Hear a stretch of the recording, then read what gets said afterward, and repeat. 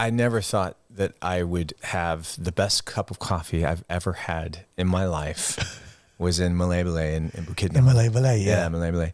At this little restaurant that had phenomenal food, you know, and it's like, if you don't know, sometimes you're playing it safe with what you're buying and ordering. And then of course I see some people obviously know the place. And so these dishes are coming out. I'm like, oh my God, that looks amazing. So I realized this place is properly good, amazing restaurant, right? And, you know, in the middle of nowhere, as far as I'm concerned. Yeah. I'm so far away from anything that I know, you know, incredible. And anyway, and they had, you know, of course it's, you know, 1,000,000 degrees outside, but I wanted to have a cortado. Oh my God. Yeah, which is like, for those of you who know, it's kind of like a cappuccino with less milk. So it's more coffee, more. How about this? Yeah. They even know what it is. Oh, I love that. See, most people around don't really know what a cortado is. You know, they know obviously know cappuccino, latte, those kind of things. But yeah, so you can taste more of the espresso, right? Yes. More of the bean. I love that. So anyway, so I ordered one. So I thought, well, it's going to be halfway decent. Best one I've ever had in my life, right? Mind blown. Like you think it would be Italy or something like that, right?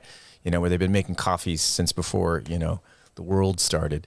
But Malaybalay, Bukidnon, best coffee in the world. So the manager comes over and he's talking to me and he's telling me that they source their own beans there. They grind them and roast them there, and that's their whole deal. And he was, you know, really happy that I, you know, which is lovely about the Philippines, is that people really care how your experience is wherever you go, whatever it is. I mean, even if you're just checking in or, you know, grabbing a cup of coffee, it's just like, you know, is it good? Yeah. You know, what can I do to make it better, right? I mean, I love that. The hospitality. So, and then beyond that, the hospitality, I was telling you, this is what was incredible. So we ate there, then we went to the venue, we did our sound check, and then we went back to the hotel just for an hour or so.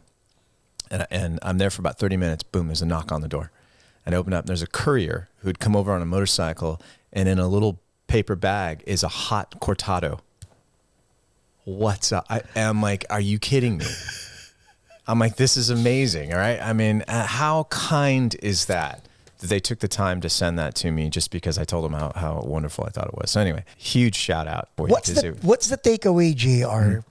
Traveling, seeing that there is still kindness all around, like beyond borders. How does that impact you, or you and Oliver in this case?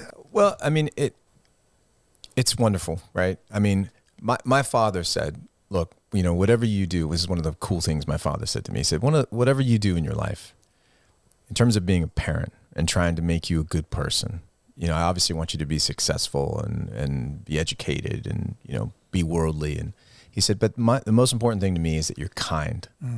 Because if you're kind, everything you do is going to be affected by that kindness in a positive way, right? There was so much kindness everywhere we went from everyone.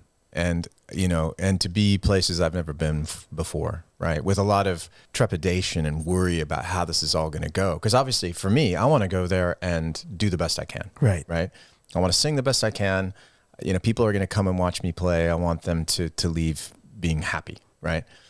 But equally on the other side of it, everyone around me is trying to create the best situation possible too. And it's just, you know, out of kindness. And it's a pretty amazing feeling, you know? I mean, both my son and I were just like blown, like, wow, this is one of the coolest experiences we've had. What was the benefit to your father-son bonding during that travel? Oh, you know, that's a good question. I mean, you're a parent, right? Yeah. So you understand. I mean, you know, I have 4 boys, right? So, yeah, and they're all different. And, you know, Oliver and I really connected on a much deeper level because we're in it together, right? In this whole thing. And, you know, like I said, he loves Asia, loves the climate, he loves the cultures and all that stuff like that. So he was really in his element. And he's also getting a chance to see his father doing something that he's just not really seen, you know, playing to thousands of people, big crowds of people that know all my songs. And he's just looking at me like, this is so bizarre, you know? Yeah, so I think that was, you know, that was a cool experience for him to see that.